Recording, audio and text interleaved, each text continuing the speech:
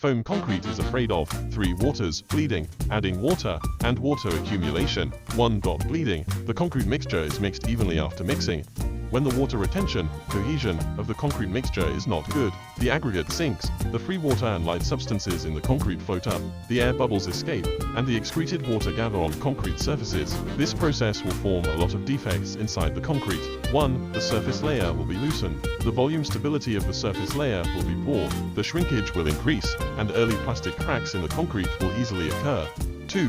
Bleeding causes pores, resulting in later cracks and point leakage.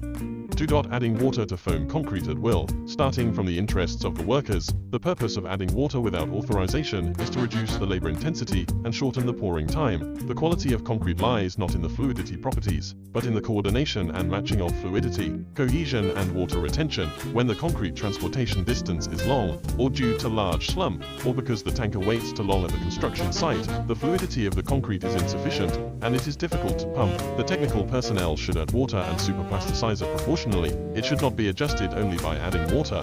When it cannot be adjusted, the material can be returned to reduce losses.